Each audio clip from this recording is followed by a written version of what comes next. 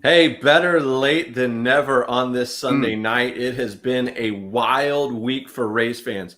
Listen, the Green Bay Packers came into Tampa Bay undefeated. They will not leave that way. The main event has been working all day. So checking in for their part-time jobs today, the Pooh Bear, the Chief, TSG, IMB Love. We are your guides for the next hour as we talk about the week that was for a couple of ham and eggers. You know it's Sunday because this is the main event.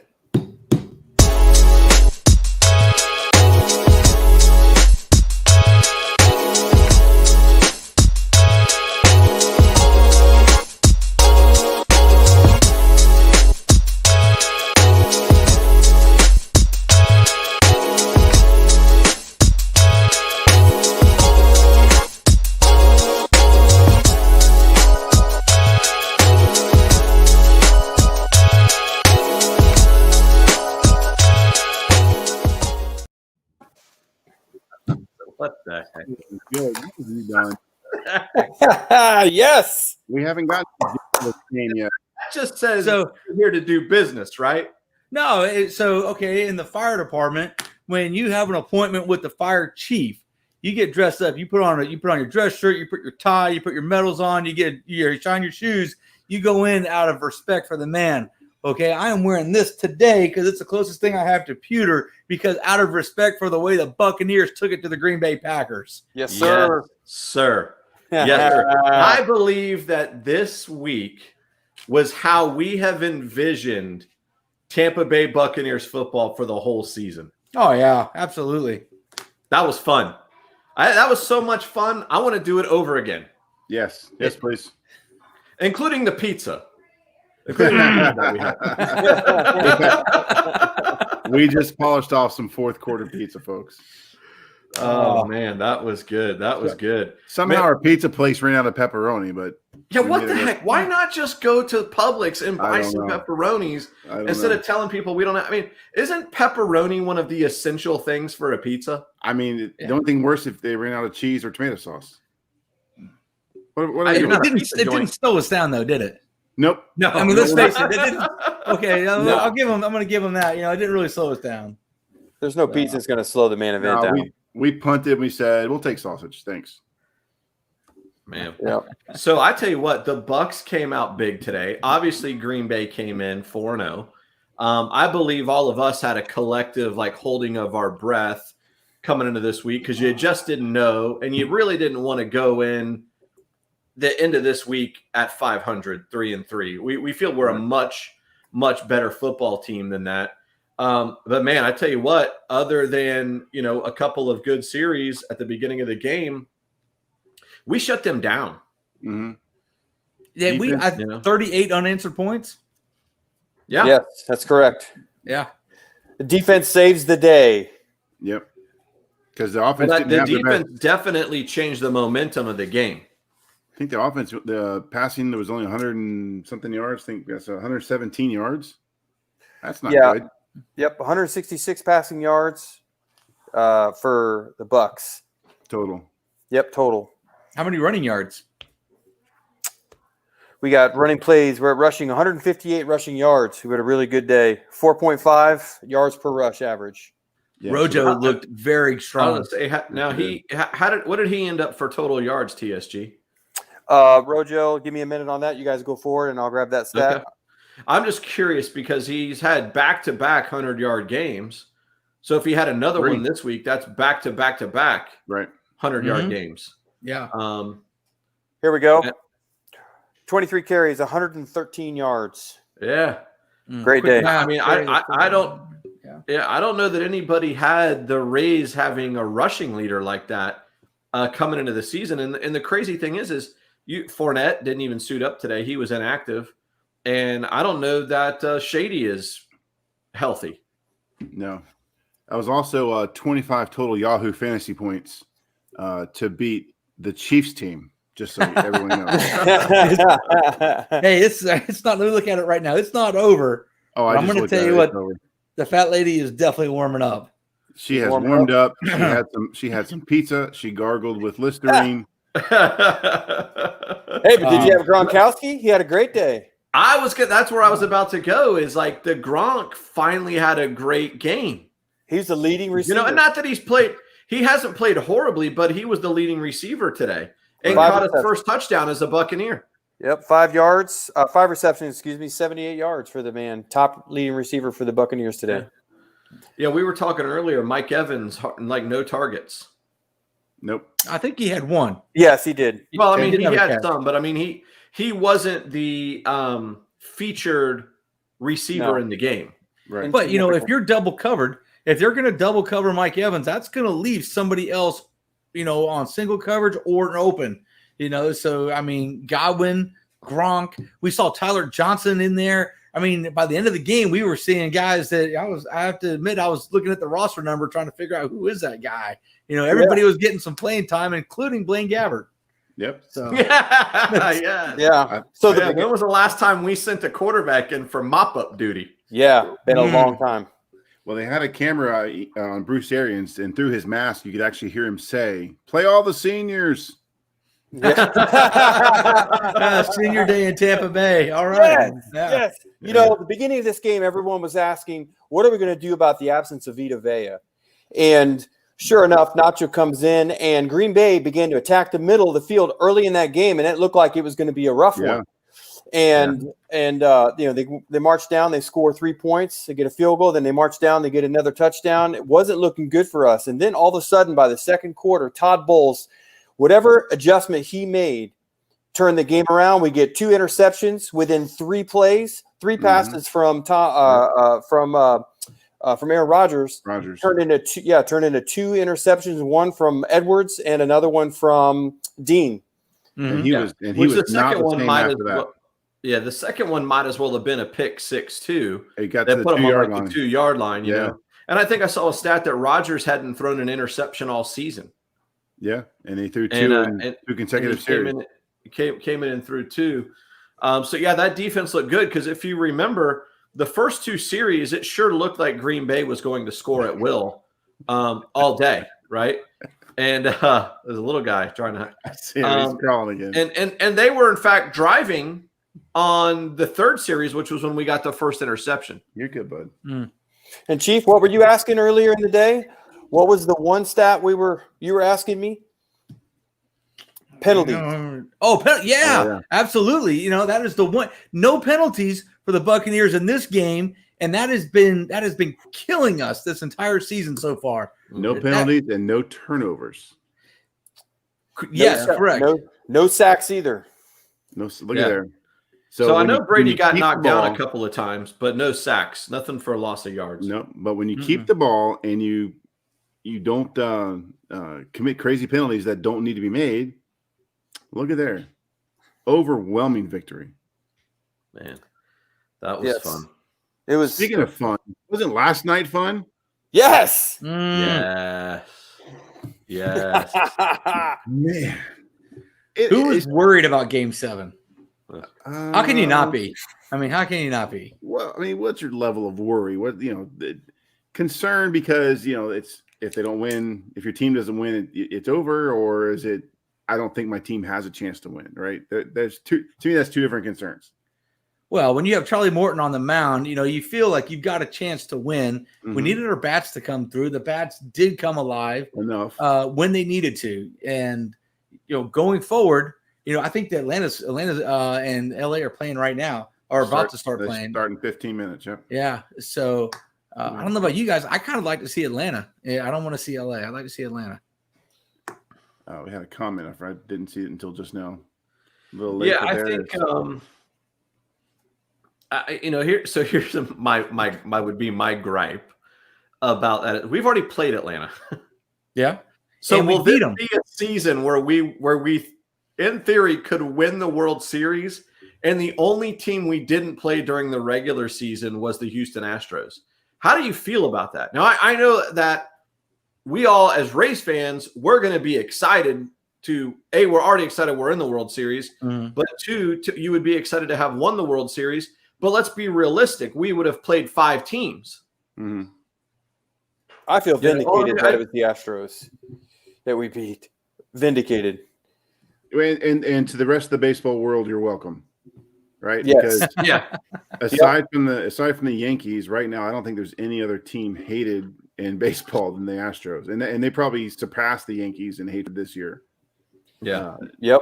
For all the stunts they pulled, and to their credit, if and this was my argument before they did this, the fact that they were able to achieve the level of success they had prior to the cheating scandal, right? It really only added a few points to their batting average, which is enough, right? I'm not condoning or being an apologist for their cheating, but it certainly didn't seem to be effective or have a detrimental effect on them this series against the Rays, right? Correa was still raking. Bregman was still raking. Altuve was still getting it done. Yeah. So, I mean, he had the defensive hiccups early on the season or in the series, but they were still able to hit for high averages. They hit plenty of home runs, and they weren't able to know what pitches were coming, at least based off of video intelligence. So I think that kind of, speaks to their abilities. It's almost like the Barry Bonds argument about he didn't need steroids. He was already a stupendous athlete before he started juicing. It just kind of enhanced his goodness, if you will. Yeah. Hey, before we go into baseball, for the rest of the show or whatever, can we talk just for a minute about NFL scores for today? Because I thought there's some really interesting things that happened in the NFL. Yeah, what caught your eye? Well, for the first thing that caught my eye were the Atlanta Falcons. They're 0-5. They fire their head coach, Raheem Morris, former Tampa Bay head coach. Go Raw. Yeah, Raw steps in. I'm not exactly sure. Look, the Falcons have been scoring a lot of points. They were just malfunctioning at the end.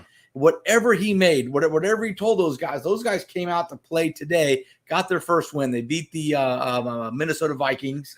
I think go ahead before you move off of Atlanta. Just talking about Raw, he did some pretty amazing things here with some not very good athletes. Yes, and they had a season where they went 10-6, and how he did not win Coach of the Year still blows my mind, because they didn't make the playoffs that year, but to go 10-6 with what he had to work with was absolutely insane. And that was a year too. We had injury after injury. It was next man up the whole time. Right. And to go 10, but I think that, and I don't know what the makeup of Atlanta's team was, but here in Tampa Bay, we had a very young team. And at the time he was a very young coach. And for whatever reason, those guys responded to him. Mm-hmm. One of the things that I think happens a lot in leadership, regardless of whether it's sports or business or whatever, is, sometimes if you just take the lid off and you let them be them, crazy things start to happen. Mm-hmm. Right. If you start putting the lid on people and asking them to be somebody they're not, or step outside of their culture or whatever it is, they don't necessarily play as good. So I think, an infusion of Raw in that case, one, it probably got the locker room juiced up, for whatever he saw. I know he was part of the coaching staff, but I'm sure he had some opinions of what he thought was or wasn't working. And those are things that you can make, a lot of times it's not the 180-degree tweak. It's the 2 or 3 degree tweak that puts you there. So my eyes on Atlanta. We were joking a couple of weeks ago. When do we get to play Atlanta? Play them, right. Right. And we get to play them twice still. Right. Yeah. Right now, my eyes on them. We'll see what happens over the next couple of weeks, Chief, but I think you're right. Yeah, Atlanta's going to be a team to watch. I don't know if they're going to make the playoffs. Bad start, but they are definitely going to make an impact on a lot of players. Hey, another team it didn't work for. They fired their coach, the Texans. They came up short today. They lost to the Titans. So, the firing of the coaches always isn't the solution, but, it didn't work for them. But the other thing I believe the Titans are also undefeated. They're no joke. Right now. Yeah. The other thing that caught my eye, by the way, are the Miami Dolphins, who shut out the Jets. Miami Dolphins playing with, the Jets are horrible, man. Yeah, but they are. Look, they've got, offensive linemen that are 300 pounds. They got multi-million-dollar players on their team. They got guys that are fast, that can tackle. They're an NFL football team, and they shut them out with, by the way, another former Tampa Bay quarterback. Fitzmagic. You know it. You know it, man. That dude is father time. Also, a Jets team without Le'Veon Bell. Oh, But they let him go. What a train! Yeah, but there's a reason they did. How Yeah. far is We he don't know the fallen? whole story. Yeah, we don't know the whole story, but he Mhm. wasn't welcome in Pittsburgh. He apparently isn't welcome in New York. Right. Is he the next Antonio Brown? Good call. That could be. That's a big fall from from the top stage. Yeah, But you know who else was undefeated until today? the Packers. The Green Bay Packers. The Green Bay Packers. That's I they just want to were. make sure. I just want to make sure we circled back in with that. And speaking of Raheem Morris, he's the one that actually laid down the recipe for beating Aaron Rodgers. It was less rushers, more people in the defensive backfield, and I think we saw some of that today. Initially, we started off with some of the old blitzing stuff, and he was tearing us up, but we turned that around. Oh, at the end of the game, they couldn't do anything with the blitz. I felt like every time Rodgers dropped back, he ended up on his back. Yep. So I'm happy for Raw, man. I didn't necessarily want to see him stay here, and he seemed to be failing as a head coach, but I don't think any of us or anyone I know wished him ill will. We all kind of like to see him. I think he went to Washington next and did a great job there. Yeah, he was an OC there, I believe. Yeah, ended up getting or the gig DC. with He was the Atlanta. DC there, right? Ended up I getting think he the started gig. back as the defensive backs coach. He did. He went back to what he was doing, which is what he was before he was promoted to head coach here. He was the defensive back coach under Lovie. Yeah. And I mean, you got to remember, like he got thrust into that position in a very weird offseason for the Buccaneers. Right. All of a sudden, the Glazers decide to fire Gruden and our general manager at the time. Totally, like, I think it caught everybody by surprise. Might have even caught the Glazers by surprise. Right. Something happened there. Well, if you remember right, that was the time period they were buying, or they were heavily involved with the Manchester United. Yes. And the gripe was that this was like a cost-saving move. Hey, exactly. We could spend a lot of money to go after, a high-dollar coach, pull somebody from college, whoever was the hot name at the time, get a hot coordinator. They said, no, let's pull one of our own from within who is, not even anywhere in line to be head coach, save a bunch of money. And he actually ended up proving him wrong by winning those 10 games like you talked about earlier, B-Love. Yeah. Yep. Well, back then, Wayne Rooney was really expensive. Wayne Rooney. What is a Wayne Rooney? He was the marquee striker for Manchester United at the time. Okay. If you say so. Okay. So saying he probably made more that season as a striker for Manchester United than any player in the NFL. You know how Cliffy or Chief goes to sleep when we start talking NBA? Yeah, you're getting close. I'm starting to feel that way. You're talking about kickball, and it's I don't know. QBR. Hey, by the way, the Lakers won the NBA championship, Chief. boy. In case you didn't know, I did know that. Hey, I just want to say one last thing about the scores today, and this is a shout out to Matty Ho because his New York Football Giants came away with a win today. all Yeah. right. Oh, my wife Congrats, is very Matty happy. Ho. There is joy in the Carlson household tonight. Yeah, Enjoy at my house. Congratulations, Congrats. honey. Your team won. Hey, somebody thinks Yep. I'm not going to answer trivia questions very well. Well, we got trivia time coming up, so Somebody needs to learn who they're talking to. Uh-oh. I don't lose trivia. Wig it, baby. He said just wig it. Hey, while we're still talking football, and we'll get back to the Rays here in a minute, but coming into our next game is against the Las Vegas Raiders, another former Buccaneers head coach. They played tonight. I didn't see their score today. And by the way, they're not playing poorly. No, they're playing really well. No, they beat the Chiefs last week, and I think they are on bye this week. Okay. So, great. So they played. The Bucs had to play the Packers with 2 weeks off. Now they have to play the Raiders with 2 weeks off. Yeah. Hey, who's making these schedules? Hey, I like it because they're in Las Vegas. Who knows what they're going to be doing with those 2 weeks off? Yeah, that's true. They might come in pretty flat-footed. The Raiders are on bye. Man. Yeah. Man, so your Tampa Bay Rays are headed to the World Series for the second time. Yes. Hold on a second here. I got cowbell. He's got his cowbell. Haven't had the cowbell out for months. Lisa. More. He say more. More cowbell. I love it. I am not sick of the winning yet. We've got the Lightning Stanley Cup champions. The Rays are going to the World Series. The Bucs are playing like world beaters. It is just a great time to be alive here in Tampa. So you know what the rest of the world is, or the rest of the country is doing though. The rest of the country is sitting there going, figures it's 2020. Tampa's winning everything. It's just it's Cleveland. I mean, come on. No, but it is fun to win, isn't it, man? Holy cow! After so going into that Game 7, Chief, you asked earlier, were we nervous about it? I think part of the nervousness was we went up 3 games to zip, and then we let them claw back in. And so clearly they had momentum going into that's the problem. A Game 7. And hey, listen, they've been closers before.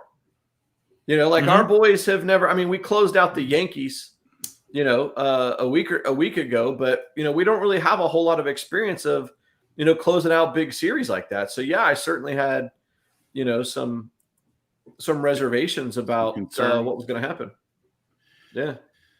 Yeah, like I said, though, the Rays were definitely good enough to win. They're the best team in the AL the entire season. So, I mean, they clearly belong there. They clearly, they had the home field advantage. They were going to get the last at-bat, even though there was no fans there. So, I mean, obviously you knew they had it in them, and you weren't seeing it the other previous 3 games. And one of the keys they talked about in the broadcast, and we talked about earlier today, possibly Kevin Kiermaier.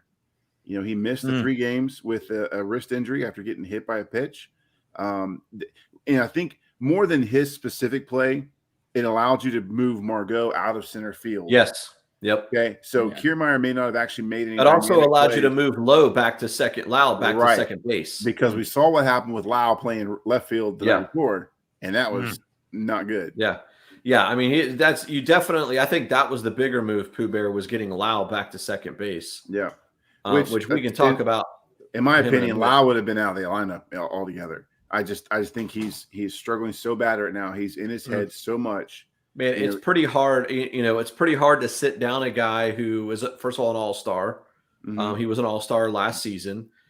He led the league or the team in hitting and in home runs during the regular season. Yeah, it's hard to sit that guy. He's gonna find it at some point, and he needs to. Yeah, but that's not the time. If the time was the time, it would have been in Game 5 or 6 whenever they pinch hit him in. He pinch hit for Sasugo or someone. Comes in, the stage was set, man. A home run would seal the deal, gets the game over, and he goes out swinging. It's like, I think he struck. Now, he did. I believe he had 2 hits last night. One was a bunt. One was a bunt with third base open. An intentional bunt, but it went down the third base line, right? Yeah. Kevin Kiermaier makes with him missing in the outfield was malfunctioning a little bit. We saw Austin Meadows make a lazy throw in and runner score. We saw Brandon Lowe make a bad throw, misses the cutoff guy. Instead of throwing, to the cutoff guy, he throws to second base, and guess what? The runners are still moving. Yeah. And first of all, Kiermaier has a fantastic arm. I mean, he's got a better arm than anyone else out there, so he can throw the ball in a hurry. But he is the guy out there calling the shots, telling the guys, where the play is, and he's putting the hustle in them. He's a quarterback. He's the quarterback in the outfield. He is the quarterback in the outfield. We're all saying at the same time. Yep. And you're right, Chief. You and I talked about this the other night. There were a couple of plays defensively from the outfield where they made bad choices, bringing the ball into the infield, where you would have been relying on Kiermaier to say, go to cutoff, or play at third. And I don't know that anybody was out there calling the plays like that. And both of those guys, you're absolutely right, made bad decisions that both led to runs. Yeah. And you can't talk about defense without talking about the gamer, Charlie Morton. He is the pressure pitcher. He's the guy you want in that situation. He's done it with other teams, and he showed yesterday that he is still that guy. He's just that kind of guy. I about lost my mind when they pulled him.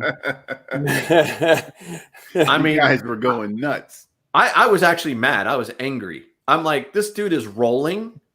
We've got at that point we had a 3-run lead. He looked like he could have gone 8 last night, easy. He could have. I mean, he was throwing that well. But when he lost that last batter, which he should have gotten out, That was it. Cash wasn't going to have it anymore. So. Yeah, he played it safe, and it worked out for him. Thankfully, it worked out. But man, I was ready to put Kevin Cash on a spit. But that was the same move they've made all season long. It was a formula that got this team to where it was yesterday, and it worked again. Get to the bullpen. It worked with a lead. With a lead, it worked to get them 40 games and win the most victories during in the American League. Got them to the ALCS. Why would it not work now? Yeah, and then Randy goes. Go ahead. Go ahead. You were going to still comment on that. Yeah, I was just going to say, he at the time, why it's difficult to trust in that formula, Pooh Bear, is he had thrown 66 pitches in 5 2/3 innings, right? He was averaging 10, 11 pitches an inning. That you can't get more efficient as a pitcher. You are 100% right. Traditional baseball, you're right. This is not a traditional baseball team, if you haven't noticed. Between the shifts, day right there. It is between the shifts, between the funky opener series and the closer for an opener, it's just Moneyball, baby. But I thought too, at that point he'd only given up 2 hits, and only one of them was hit hard. Yeah. The hit you're talking about that he had an opportunity to get the guy out was like a bouncer to the third baseman. Right. But they were going through the third. They were getting to the third time through the lineup, and that is when they draw the line. Third time through the lineup, they draw the line. You don't get a chance to get your timing and get your vision right from seeing the same pitcher 3 times. Well, something else, he had walked something like 4 of his last 5 or 6 batters. He walked 2 in the inning before, and he had 2 on base that he had just walked in a row. So something had changed. I don't know what that was, but you got to trust Kevin Cash on this. Yeah. Cash knows his pitchers. He knows what he's seeing, and he starts to see things that we don't see. Not to mention he's got the pitcher whisperer, sitting there in his ear with Kyle Snyder. Yes. I don't know what that guy says on his mound visits and stuff like that, or what he does with these guys, but he just says some magic out on the mound, and next thing you know, it's all working again. Yep. So they just seem so very calm and collected. And I don't know what that candy corn. That's what he does. He brings candy corn out to the mound. He's candy corn. Yeah, that's the worst. Dude, that is the worst Halloween candy ever. So good. No. The worst Halloween candy is that the peanut butter thing wrapped in the orange wax paper. Whatever that is, that's the worst. We should do that. Next week we're doing top 10. I was gonna say next week let's do a top 10 on Halloween candy. I like it. Write it down. Somebody put the ones that you like them best, like the ones where when you go to that house, you mark it and then you go change your mask and go back again. You remember. So you want your favorite, not the worst. You want to do this with the favorite. Oh yeah, top 10. Yeah. So let's. How about the hitting though? Let's talk about a Arozarena, however you say his name. What an amazing story. There was you hear a lot about these boots they wear. There was video. I don't know if you guys follow any of the Rays on Instagram. Diego Castillo had his Instagram live going last night, and Arozarena's dancing in the clubhouse with the boots on. It was just so amazing. It was so fun. Hey, I did have a problem though with the way they were talking about him. The commentators were talking about him last night. They said, he's got power, he's got this, he's got that, but he's not very big. And then they say, he's only 5'10". 5'10" sounds, like a good size to me. It's not from you, not from the giant, but I think 5'10" is just fine, man. 5'10". I've got children 5'10". I mean, I don't know. 5'10", I think I have a 14-year-old who's 5'10". Well, let's take a vote. TSG, what do you feel? 5'10", big man or little man? I feel big man because I'm 5'10" myself, and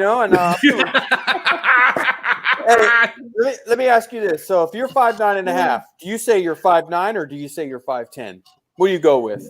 I might say I'm 5'11" if I'm 5'9.5". You know, Thank you very much. If what is it? Is it your Tinder profile? Because if you're Tinder, you might be 6 foot, man. It's Well, that's what I told my wife when we met. I said I'm 5'10". On the Bumble.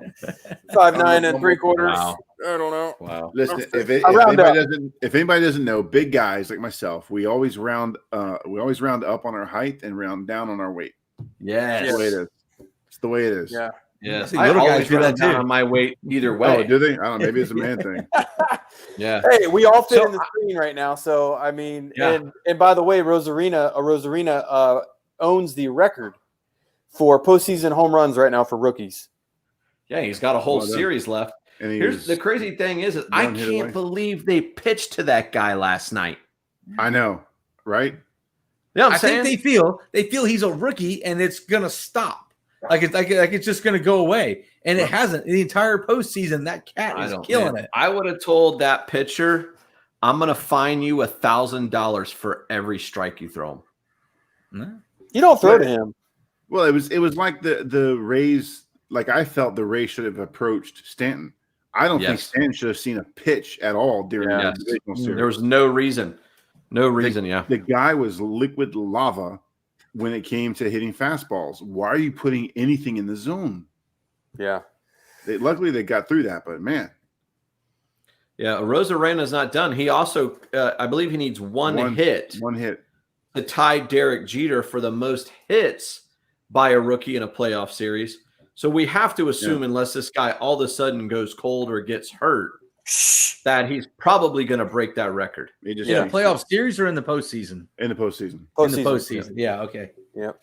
And then Mike Zunino, he's had, he's come on as a catcher, in the playoffs here, and he's got some timely home runs as well that have been, it couldn't be better timing for him to come alive. Yep. And just blocking the spent most of- pitches and handling the staff. I mean, yeah, there haven't been a whole lot of attempts for him to throw out, which that is probably his weakest point, other than his batting, is his ability to throw runners out and stealing. Yeah. So yeah, it's just great to see that we're getting production from the bottom of the order when people like Brandon Lau aren't producing right now. What do you do to our get 8 and 9? Our 8 and 9 hitters were the whole series for us. Yeah. We got more production out of 8 and 9 than we did anywhere else in that series. What do you do to get Lau going? That's why I said sit him in game 7, let him get right in his head, because a lot of times that's all it is. Guys they're pushing so hard, they know, because a guy like him, he knows. Just like B-Love ran down his resume earlier, the All-Star game, the Rookie of the Year stuff.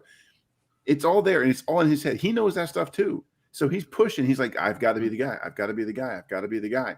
And it's just not happening for him. Let him relax. You're on the roster. We're not going to fire you. Just chill. Get your stuff together. Let's put you in a non-pressure situation and get you warmed up. That's probably what it's going to take. It's a bad time for it because there are very little pressure or very few non-pressure situations in the ALCS or in the World Series. Yeah. I was really hoping that bunt last night was going to get him going. I thought it was very smart, because obviously you guys know they play the Astros were playing the shift on him. So the third baseman was essentially playing shortstop, and the shortstop was playing second base, just shift them all over. To lay that bunt down, I felt that could have got him going because, hey, now I'm contributing or something like that. But I think like not just him, but man, we've seen a lot of breaking balls. Yeah. Especially in this Astros series. And I would just like to see the hitters be a little bit more patient. 25% of breaking balls are balls. They're not even thrown for strikes. Right. So the odds are with you if you watch one or two. Yeah, and that's been a knock on the Rays hitting staff for a long time is that they can't hit off-speed pitches. They're terrific. I mean, I'd say it was horrible. Evan Longoria couldn't hit a breaking ball to save his life. Yep. Well, that was definitely exposed us, in this last series. We're going to see, no matter who we play in the World Series, we will see a lot of off-speed stuff. We're going to see a lot of off-speed. So I have a question. The World Series, okay, we played – this series was 7 games in a row, no breaks. We go to the World Series. We go to Texas. We play the World Series. There are breaks scheduled in this, and I think that helps us more than it helps any other team out there. Absolutely. Yes, for real. Yeah, because the Rays bullpen is the key to their success. And you're absolutely right. So that is bullpen is going to pitch 4 innings every night. right. That is usually the death of a not a deep team. A team that is heavy on starting pitching and not heavy on the bullpen will not survive in a series like that where there's back-to-back games. But that also might be the thing that helps Brandon Lau is moving to Arlington. You know, they've been in San Diego for 3 weeks now, so maybe just the change of venue is enough. You know, baseball players are the most superstitious of any player. Yeah. You know, from your there's underwear to your socks to your locker to who you ride the bus with. I mean, all that stuff. Yeah. There's another player not hitting well either. There's several. And that's Meadows. Adames? Yeah. Willie Meadows, I believe Meadows is hitting 094. Yeah, I was looking at that. They had the playoff batting average list for the Rays players last night. Nobody hitting close to 300 except Rosarina, and he was 370 something, whatnot, ridiculous. Hey, they're not the only people that are superstitious, by the way, because I mentioned it earlier today. Since I've started wearing this shirt, the Buccaneers have not lost. Last week, it was still in Atlanta. It didn't come home with me because it was dirty. And that's why it wasn't available to me. Well, and let's be honest, that's not the whole picture. Yeah, I was going to say you shared with us there was other That's the whole picture. I mean, if you're gonna open yourself up for this, we're gonna speak the truth. It's not just the shirt, ladies and gentlemen. It's not just the shirt. So is that where we're going to leave it? That's where I'm going to leave it. I don't know where you guys are going to leave it, but that's where I'm leaving it. Not just the shirt. Yeah, so I think you're right, Pooh Bear. We've got some other guys that need to, find the bats too. I've never expected much out of Adames. The guy's there to play shortstop, and he plays it incredibly well. And another amazing play last night. Just plays incredibly well. But I feel like Meadows needs to get going. I've also never expected much out of Kiermaier. It was interesting on his first at bat last night. He watched 3 straight changeups go right down the middle. Didn't swing his bat. And I said to myself, I wonder if he's in there just as a decoy. Like, will he swing his bat this game? And then in the second at bat, I think he fouled a couple of pitches off. But they've got some guys that need to find a stroke. When they pulled McCullers, Kiermaier was the batter coming up, and his argument, to the coach was he can't hit. That's what McCullers was telling him. He's telling him he can't hit. Yeah. Let me pitch to this guy. Yeah. Interesting. Yeah. Yep. So, more importantly than just average is their timely hitting. They've been hitting with runners in scoring position. They've been getting the home runs they need the home runs. So, to me, you can have an 0.97 average if you're out there getting it done when it counts. I think much of that series was dominated by the long ball on both sides. Oh, absolutely. And San Diego was a hitter-friendly park for that. And I it shows that with their record. I think the Astros did a pretty decent job. It might have been Game 5 or Game 6. I apologize, I don't remember. But they manufactured some runs, by sacrificing some guys over, some things like that, and then, getting some runs. But a lot of the Rays scoring came on home runs. And rightfully so. How do you say the guy's name? Arena. Arena is the ALCS MVP. And legit, if he wasn't there, we would be home. We would be home. So do you guys care who we play in the World Series? So I honestly feel that for some reason, I feel we have a better chance against Atlanta. We played Atlanta earlier this year. We did beat them. I think we beat them 2 games. We had a little 2-game series with them in Atlanta. I think it's 2-2. I think the LA pitching isn't up to par with Atlanta's. So I'm. Well, Verlander has seriously struggled in post game in playoff pitching. I was about to say, you just said Atlanta had better pitching than Kershaw and Verlander. Kershaw. I meant Kershaw. I said Verlander. Yeah.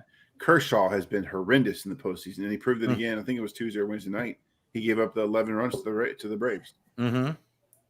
So Kershaw you can't count on, but the rest of their staff is pretty solid. The Brave staff is just young and energetic, so it's tough to. Yeah. There's no. I mean, you're going to play the best team in the National League. Yeah, I mean, It doesn't matter. I'd rather see Atlanta Braves probably, but LA just has so much firepower. But I think we match up a little bit better with Atlanta. They kind of play some of our ball, but yeah, it would be interesting. But either way, like you said, we're going to play the best. We're ready for them. Yeah, I think that series was 2-2. Yeah, We played them 4 times, right? 2 times at home, 2 times Rays, away. And I think it was reversed as far as the Rays beat them in Atlanta twice, and then the Braves beat the Rays here twice. That may be right, actually. I think is how it went down. Yeah.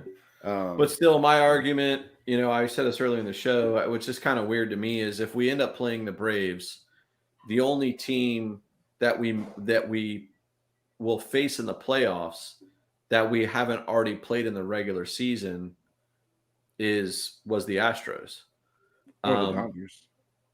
Well, so if the Dodgers advance, we will have had to gone through 2 teams that we hadn't faced before. Oh, That's just been the odd. That's been the odd thing to me. We beat 2 teams in the AL East to get into this position to play the Astros, and then we play the Astros.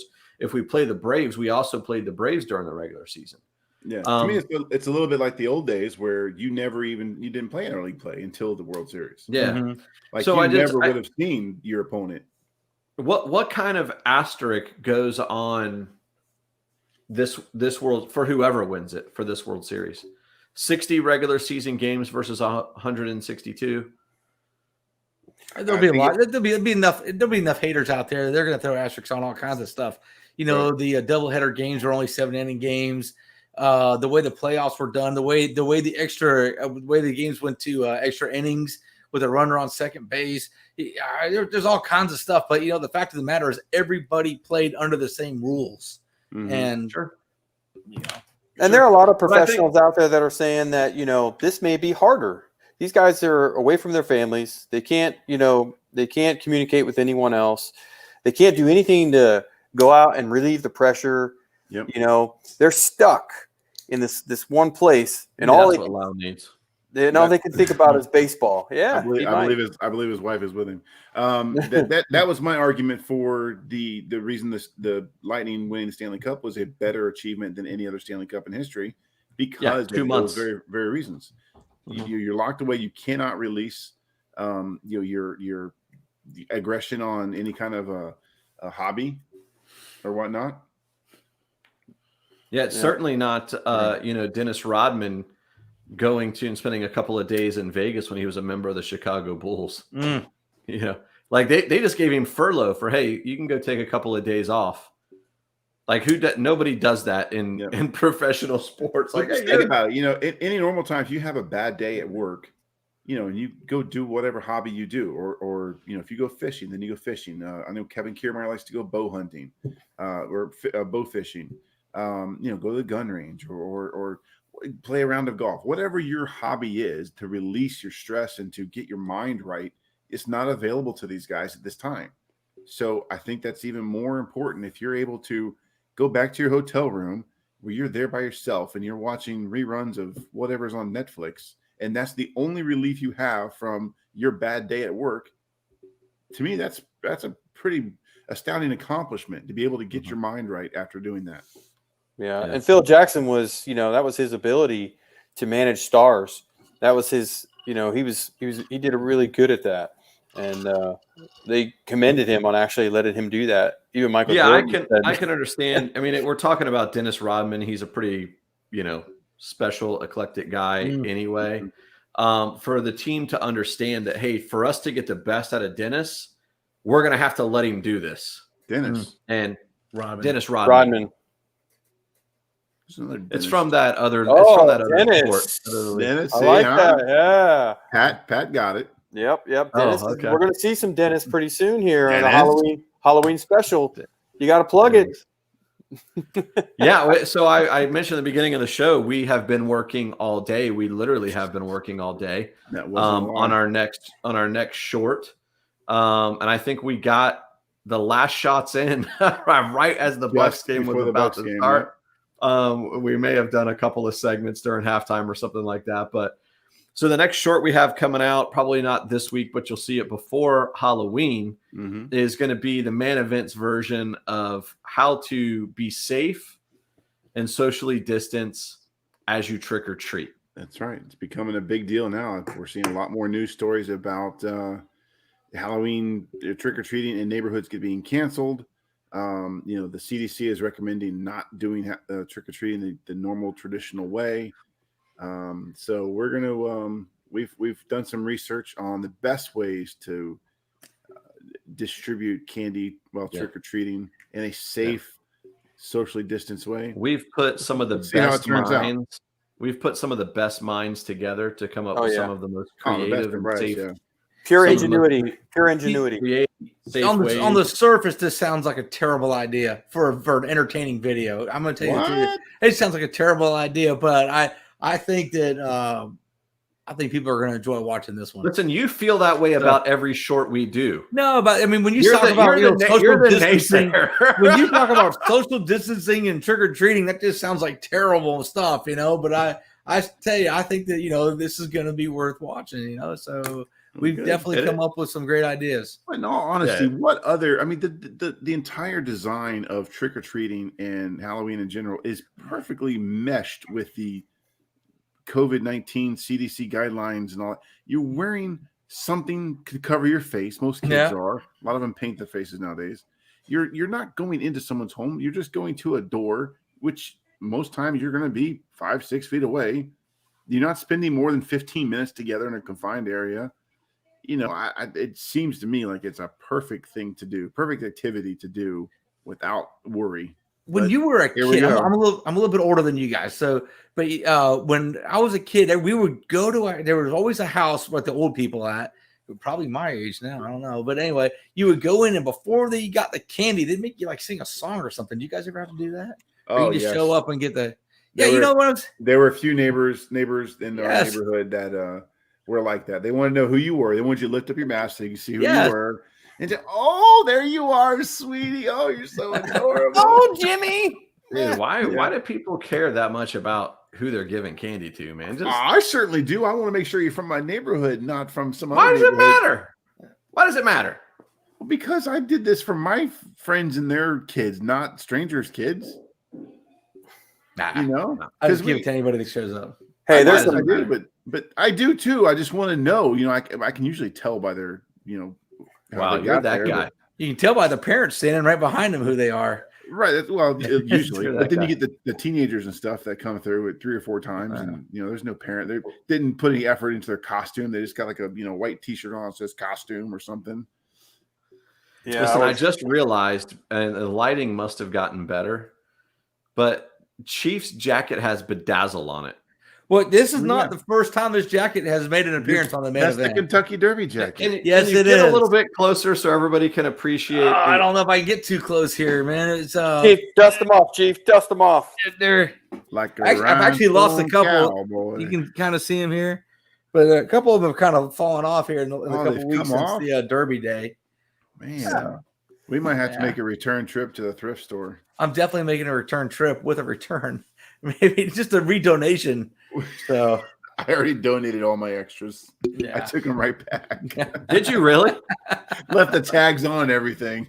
So they don't have to re-tag them. They just not the pinstripe suit though. No, that's still in the closet. Yeah, there you go. I knew that wasn't going back. I kept that in a T-shirt or two, or a dress shirt or two. So coming back to baseball here a minute, we got just a few one or segment or so left here on the show.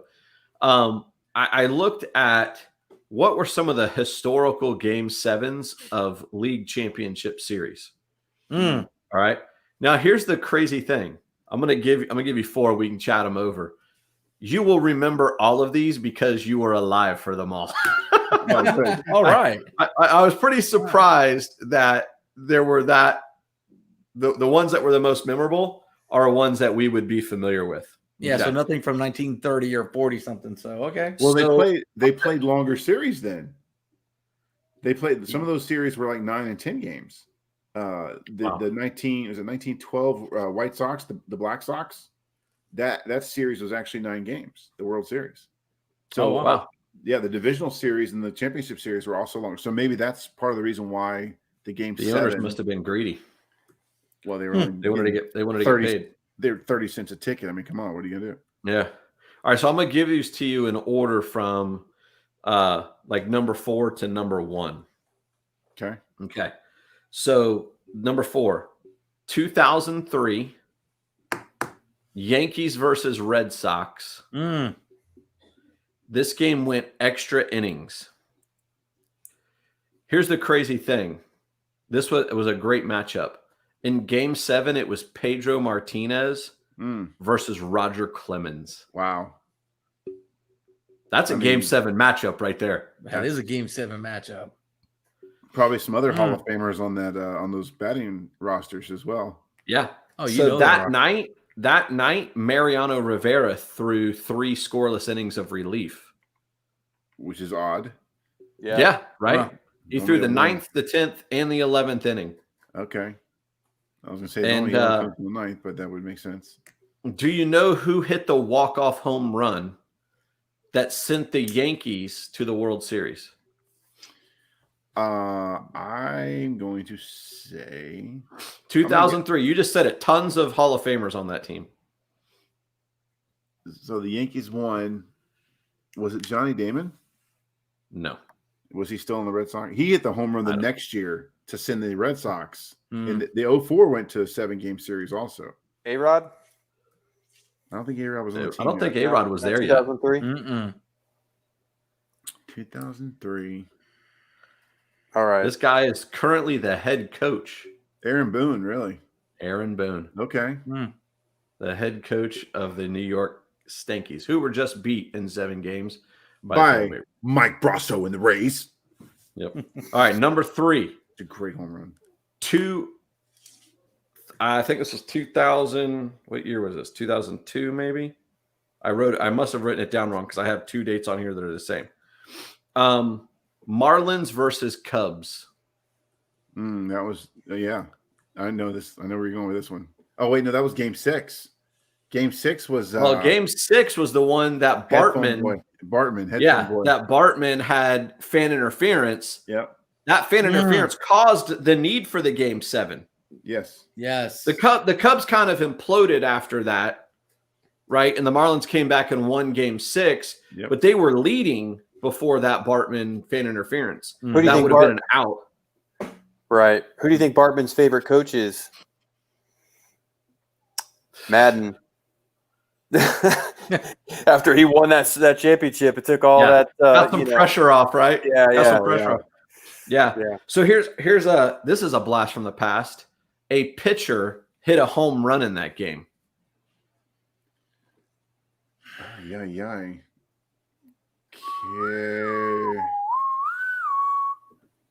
A pitcher for a pitcher for the Cubs? He did not pitch well that night, but he did hit a home run. Kerry Wood. Wow. Like whatever happened to Kerry Wood? Well, he threw 21 strikeouts one game, and then he actually pitched for a very long time after that for the Cubs. I think he's a coach now with I think he's a pitching coach in the Cubs minor league system. There was a in-depth personal interest story on him not so long ago on ESPN. Oh, really? Or something. Yeah, it was actually pretty interesting. Here's game 2. This is the second ranked. Pooh Bear's going to lose his mind. Uh-oh. The Braves versus the Pirates in 1992. I remember this so well. Say it, Pooh Bear. What do you want me to say? Sid Bream? What do you want me to say? Sid Bream. What do you want me to say? I mean, that was the Sid Bream game. That was the team. That Atlanta Braves team is what turned me into a baseball fan, right? Growing up in Tampa, there was no baseball here. Other than spring training and teams coming through and doing this and that. On TBS, every night, you saw the Atlanta Braves in the late 80s, early 90s. And so I would always they always started at like 7:05. It was the craziest thing. And I was always so angry when they would play on the West Coast because back in those days, they were in the AL West. There was only 2 divisions, East and West, and they played in the AL West. They'd always play the Giants and the Dodgers, and I always got angry when I couldn't stay up and watch the game. Anyway, but that series specifically against the Pirates, and that was the Barry Yeah. Bonilla or Bobby Bonilla and Barry Bonds and Andy Van Slyke, and God, Yes. the team was just Jay Bell, Tampa guy. Jay Bell was on that team. Jay Bell. And when the Braves finally got over the hump and beat them with, of course, they had Maddox and Tom Glavine and Steve Avery, and I think Mark Wohlers, just a fantastic team. Yeah. Just a great. It created the baseball fan inside of me. I'll never, ever forget that. Don't do it now. Wait for us to finish the show. But if you're watching the show, go YouTube this game. Sid Bream is probably one of the slowest runners in Major League Baseball. He was the first baseman, and a sure-handed first baseman, but not known for his base running. And he was the runner. And he scored from second that night. Second on a Barry Bonds throw. Yes. It wasn't Barry Bonds? It was Barry Bonds. Barry Bonds made it. I was going to ask you who hit. Who was the hitter? It was a little guy, Hispanic guy. I want to say Fernando Perez, but he was the guy on the Rays that had a very similar role. If you give me time, I'll think about it. It was Francisco Cabrera. There you go. He got the game-winning hit. Sid Bream scored from second. And yes, the throw to home came in from Barry Bonds. I think it was a pinch hit for Ryan Klesko is who Francisco Cabrera came in to hit. But that was Chipper Jones started. It was a rookie on that team. Yeah. So with that, what do you think was the number one top Game 7 in league championship history? I probably know because they talked about it a little bit last night as well. It was 2004. 2004 when the Red Sox came back. The Yankees had taken a 3-game lead. And this is why I didn't want it to be true because of, the Rays were in a very similar position. They had won the first 3 games. The same with the Yankees. The Yankees won the first 3 games in 2004, and the Red Sox came back. And this is when the Red Sox hadn't won a series yet, right? They had It was curse. It was before this curse. Yeah. The drought was on 80, whatever years it was. But yeah, I think that did Pedro pitch that game as well? Because you mentioned. I don't know that Pedro pitched that game. I didn't write that down. Oh, no, you said Clemens. No, it was Pedro and Clemens the game before. Yeah, the year Pedro before. Clemens, year before. Yeah. Yeah, I have to say it was probably Pettit versus Pedro. I think that the Pedro versus Clemens game was because I probably made a typo. It was probably 2013. But the Yankees, you're right. The Yankees were up 3-0 in that series. That was Game 6 was pitched by Kurt Schilling. It is known as the Bloody Sock game. Yes, sir. Oh, yes. Yep. The Bloody Sock game. Yep. And the obviously the rest of the story is the Red Sox go on and they win Game 7 and they go on to break the curse of the Bambino. That was it. Thank God that, we didn't end up on the other side of that history last night. Oh, man. Oh, man. That would have been bad. Oh, wow. You guys would not guess the 2 starting pitchers for that game. It was not Pedro. It was not Derek. Go ahead. Derek Lowe for the Red Sox and Kevin Brown for the Yankees. Is it Lowe or Lau? It's Lowe. This is Lowe. Yeah, they probably were deep in. I mean, those 7-game series like that, and that was a battle of a series too. Their pitching was probably done by Game 7. I mean, speaking of Game 7s, right now Atlanta is up 2-0 in the bottom of the second. Yep. Here we go. I think one of the advantages we do get because the series doesn't start until 7, our guys are going to go on 2 days rest. Mm-hmm. Everybody who didn't throw in the bullpen yesterday will have fresh arms going into Game 1. The only pitcher probably unavailable actually on the Rays roster will be Morton. Yeah. I mean, but then again, he only threw 66 pitches. Maybe they roll him out there Game 1. Well, they're gonna start Glass now for sure. Glass now is your starter. He's gonna have to be. Yep. And then I would think it would probably go Snell, then Morton. That's what I would think. And then probably Yarbrough or something. I don't think they're going to pitch Yarbrough. Remember, there's a break there. They play 2 games, right. and then there's the break. Right. So they're going to get Yarbrough will end up being a long guy in the event that one of these starters can only go 2 or 3 innings. Yeah. Yarbrough will give you the 3 or 4 innings to get you through. Yeah, but I'm sure they've set the schedule designed to keep teams off of a 3-man rotation, so I'm sure they'll do the schedule makers will do their Everybody does it in the World Series. It's all chips in. Right. Well, that's part of the strategy. If you're going to pitch your starter, your ace twice, he's going to have to go on 3 days rest. That's the way. I mean, you saw Glasnow warming up in the pen last night. He was going to pitch the 9th inning. It's all hands on deck for Game 7. Yeah. Yep. So, do we get to see the Wig of Shame next week? Do we have something for our viewers? To I think we got a lot of great feedback on the trivia that we did last week on those rock anthems, and so I think we're going to bring it back as a regular segment every single week. I'll prepare a list of questions for these guys. We'll let them duel it out, and whoever loses has to wear the Wig of Shame. It's not going to be me this time. I'm ready. It's going to be one of you guys going to be wearing that wig, not me. All right, we'll see. We'll have to. We're behind the 8 ball today. Between the game starting so late and filming all day, there was no time to write down some trivia questions. The Chief worked more hours today than he does any shift he works. Yeah, if you count his midnight to midnight, yeah, you're right. I mean, he worked more hours today. I would argue that Pooh Bear probably worked more hours today than he does in a normal work day. No, this week, trust me, this week I earned my paycheck. Yeah. This past week, I earned every dollar I made. Yep, you deserve it was not an easy week at work. Deserve a bonus. That's okay. It's over. Tomorrow starts a new week. And hey, whatever it is that you do, I hope you don't suck at it. We have to come up with a new tagline. My daughter said that was horrible. We have to stop that one. So we'll work on that. But we thank you for watching. Thank you for hanging out with us. It's great to be a Tampa fan right now. If you're not a Tampa fan, reach out and call someone who is. Let them convert We'll counsel you. We'll counsel you. We'll coach you through it. Send us a DM. We'll help you. We'll bring you on board this train. There's plenty of room on this bandwagon for you. But you got to stay. No jumping off. Because we're winners. That's right. We're winners. So we had a good time today. I hope you had a good time as well. If you like this type of stuff, leave us a like, leave us a comment, subscribe to our channel so you'll know when the very next short that we filmed today drops. You'll be one of the first to watch it. You'll be able to share it with your friends on Facebook, and you'll be out in front of the you'll be one of the cool kids. Viral video for the man event. Be one of the first to share it. It'll make you one of the cool kids.